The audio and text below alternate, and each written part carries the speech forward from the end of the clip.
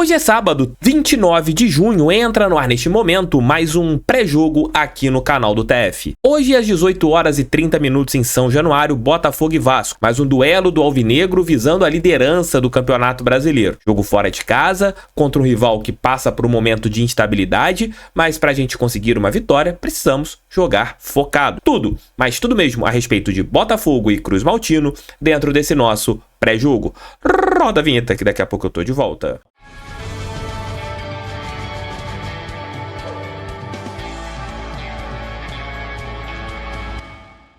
Além do jogo do Botafogo, teremos a partir de agora as oitavas da Eurocopa, momentos decisivos também da Copa América, e você pode palpitar com as melhores odds do mercado lá na Parimatch. Tem margem zero em relação à Copa América e também na Eurocopa. Você pode concorrer a uma viagem para Miami com mais 100 mil reais. E tem várias maneiras de se dar muito bem na Parimatch. Mas aquilo que eu sempre falo, com responsabilidade, você não vai pensar que a Parimatch é uma renda extra. Não, é diversão. É para você que tem mais de 18 anos, ter ali todas as possibilidades e se dar bem, caso você tenha um bom palpite. Então entre agora na Parimatch, link tá aqui embaixo, tanto no primeiro comentário e na descrição. E se você utilizar o cupom SORTE, pode ganhar até R$ 1.500 em bônus. E claro, cada cadastro vocês ajudam o canal do TF e também o nosso Botafogo. Hoje, às 18 horas e 30 minutos, lá em São Januário, Botafogo e Vasco da Gama. Mais uma rodada do Campeonato Brasileiro e entra dentro daquilo. Se a gente conseguir uma vitória, o Glorioso terminará o dia de hoje na liderança do Campeonato Nacional e amanhã dar aquela secadinha em seus rivais, né? O Bahia, o Flamengo e também o Palmeiras, para que a gente termine mais uma rodada na liderança do Campeonato Brasileiro. O técnico Arthur Jorge terá a volta de Júnior Santos, que não jogou contra a equipe do Bragantino Red Bull na última quarta-feira, e hoje você tem esse jogador que é o melhor do nosso clube na temporada. Na última peleja, a dupla Tiquinho e Eduardo resolveu. Tomara que hoje os dois estejam também iluminados. O técnico Arthur Jorge deve contar também com Bastos, que treinou normalmente ontem. Agora é entender o que ele vai fazer ali a respeito da defesa. Se vai montar uma nova dupla hoje com Bastos e Barbosa, visando até mesmo o Verratti, um jogador que é muito bom no jogo aéreo, e você colocaria ali o Barbosa, que também tem esta qualidade nas bolas alçadas na área, para marcar o seu compatriota, que é o centroavante da equipe rival. Qual Botafogo você acha que vai a campo hoje, Thiago Franklin? Eu acredito em John, Damian Soares, Bastos, Barbosa e Cuiabano, Gregory, Marlon Freitas, Luiz Henrique e Tietê, Júnior Santos e Tiquinho Soares. Eu acredito que talvez o Eduardo fique no banco de reservas e ele coloque o time que ele tem jogado em mais partidas, né? Com o Tietê aberto pela esquerda, o Luiz Henrique pela direita, e você deixaria o Eduardo como opção no banco de reservas. Eu acredito que ele faça isso. O que eu faria seria tirar o Tietê, colocaria o Júnior Santos pela esquerda, Luiz Henrique pela direita, Eduardo com Tiquinho à frente. Até mesmo para você ter mais volume ofensivo contra a equipe Cruz Maltina. O Botafogo tem que jogar como uma final, porque eu acredito que o nosso rival encare a partida de logo mais também como uma final. Se a gente igualar na parte de vontade, de força, o Botafogo tem mais time que o Vasco, tanto tática quanto tecnicamente, e tem tudo para vencê-los hoje lá em São Januário. O jogo de hoje terá transmissão do PFC e do Sport TV. E quem vai narrar é minha querida amiga Renata Silveira, que estará à frente da transmissão através do canal a cabo.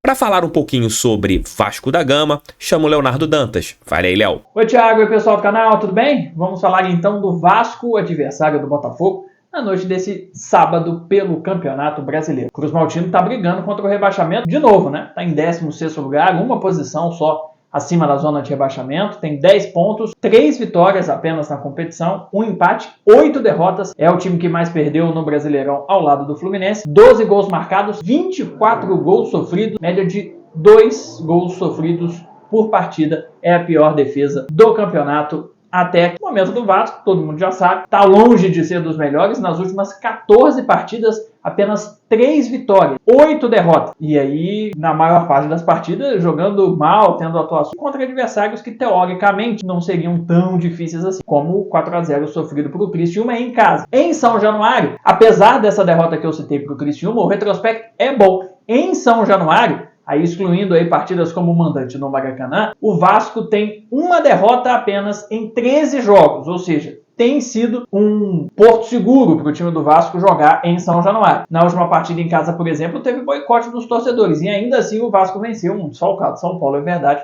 por 4-1. Mas esse jogo foi um oásis, né? Porque tanto nas partidas anteriores quanto no jogo seguinte contra o Bahia, atuações deixam a desejar e os resultados não vêm. Analisando o Vasco defensivamente, e aí antes de iniciar os tópicos, o Vasco tem mudado muito, né? Tanto de treinador e, consequentemente, de escalação. Então é até difícil fazer esse tipo de análise, porque os conceitos de jogo foram variando nesse último recorte aí, né? Eu trouxe 3 vitórias, 8 derrotas em 14 partidas, com 3 técnicos diferentes. Então é complicado tirar conclusões porque não está exigindo longo prazo, mas dá pra gente captar algumas coisas. A primeira delas, que tem sido muito constante nessas últimas partidas do Vasco, é a dificuldade com a bola longa, aquela bola colocada em profundidade para pegar um atacante adversário se projetando nas costas da defesa. É algo que o Botafogo faz muito bem e algo que o Vasco tem tido dificuldade.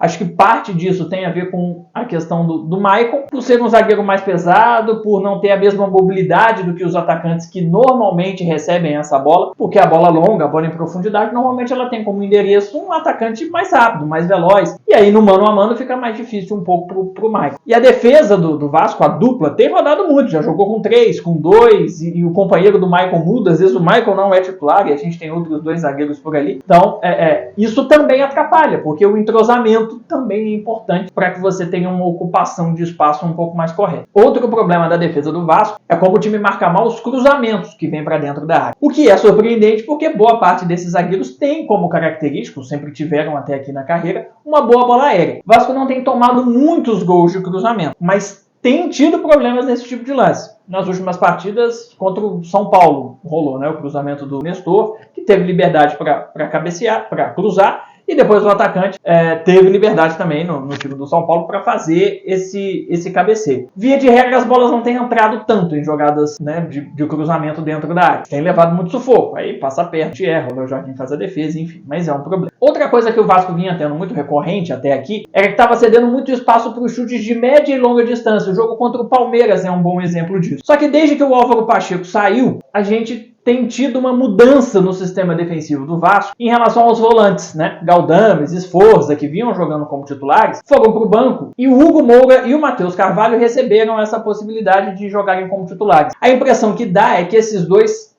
ajudavam um pouco o Vasco a ter um pouco mais de sustentação defensiva e reduziram os espaços que os adversários tinham na intermediária, com mais poder de marcação. Então, diminuiu um pouco nessas 2 últimas partidas o espaço que os adversários chutam de média e longa distância. Galdames e Esforza eram volantes com muito mais característica para saída de bola do que para marcação. Então, isso é uma mudança importante desde a saída do Álvaro Pacheco. O Vasco, quando está em apuros no segundo tempo, tem lançado mão de uma arma relativamente importante. A dobra de laterais, isso aconteceu contra o Bahia.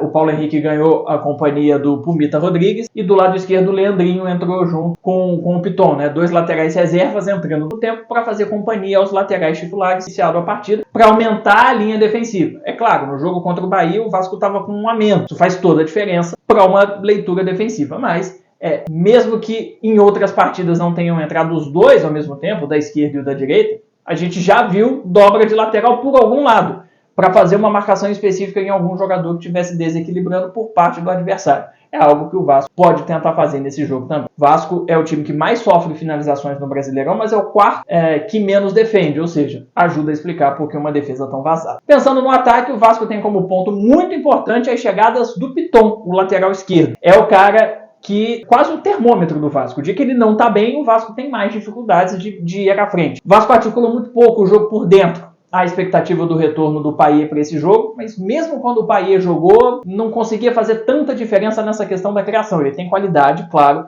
mas não conseguia fazer o time criar tão mais do que cria sem ele. Mas sem ele, o Piton chama muito mais essa responsabilidade. E aí o jogo fica mais articulado pelos lados. O Piton é fundamental para uma chegada dentro da área, mas principalmente para os cruzamentos. Mas do lado direito o jogo também flui relativamente bem. E é claro, né, quando falta a possibilidade do meio, é é a lateral que avança. Mas o Vasco tem tido dobras dos dois lados. Do Piton com ponta esquerda, que normalmente é o David, mas o David está suspenso. E do PH, que virou o lateral direito titular, com o Watson, que também tem sido titular nessas últimas partidas. E isso dá a opção de ultrapassagem, de levar superioridade contra a marcação adversária. É um recurso que o Vasco achou nas últimas partidas, que tem ajudado o time a ter um pouco mais de presença no campo ofensivo. Outra arma muito importante do Vasco é o cruzamento na área buscando o Verratti. Como a criação pelo meio está cada vez mais escassa, é difícil essa bola chegar no pé do Verratti. E como tem muito jogador dos lados articulando o jogo, ela tem sido mais comum no alto, na cabeça do Verratti. O Verratti é o artilheiro do time no campeonato, com 4 gols, e o Vasco é o terceiro time que mais faz cruzamento para dentro da área.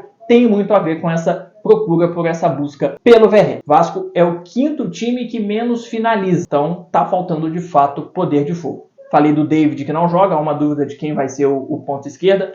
Pode ser o Rossi, pode ser o Raya. O Cocão também não joga, né? Eu falei que ele tinha dado sustentação defensiva interessante junto com o Hugo. Ele também está suspenso. Forza, Galdani são candidatos a essa vaga, que devem reduzir o poder de marcação do Vasco no meio-campo contra o Botafogo. Abraço, bom jogo. Valeu, Léo, muito obrigado por sua participação. Você vai deixar seu like, vai se inscrever no canal. Hoje às 20 horas e 30 minutos teremos a nossa live pós-jogo aqui para, se Deus quiser, falarmos de mais uma vitória do Glorioso no Campeonato Brasileiro.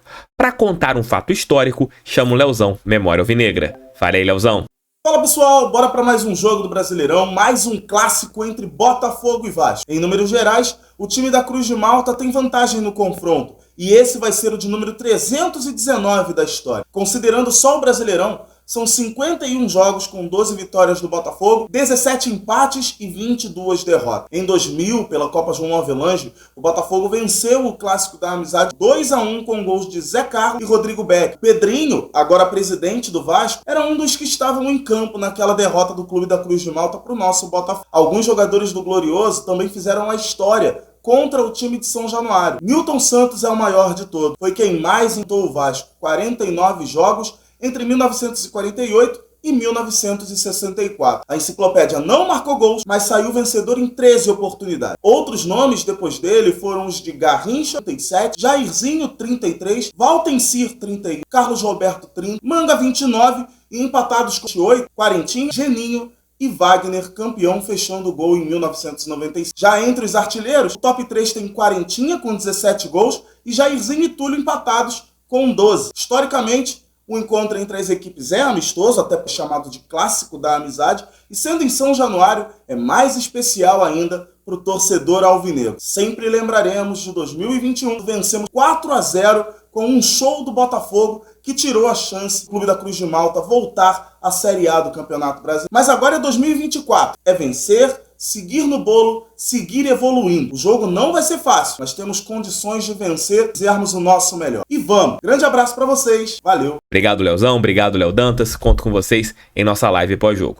Meus amigos, é isso. É aquilo que eu venho falando desde ontem no Noite Alvinegra. Se o Botafogo igualar em relação à vontade, à força, a encarar todas as bolas com muita fome, eu acho que a gente sai de São Januário com mais uma vitória. E conseguiremos novamente a proeza de vencermos os 3 clássicos no primeiro turno do Campeonato Brasileiro. É isso que eu espero, é isso que eu conto, é isso que eu acredito e que isso aconteça logo mais. Tamo juntos, 20h30 teremos live pós-jogo. Se acontecer alguma coisa, volto antes da nossa peleja contra o Cruz Maltino. A live está, inclusive, já programada. Vocês podem já marcar ali o lembrete. Tchau, tchau, gente. Fiquem com Deus. Fogo neles. Pra cima deles, fogão. Sempre fogão. Valeu e fui. Tamo juntos.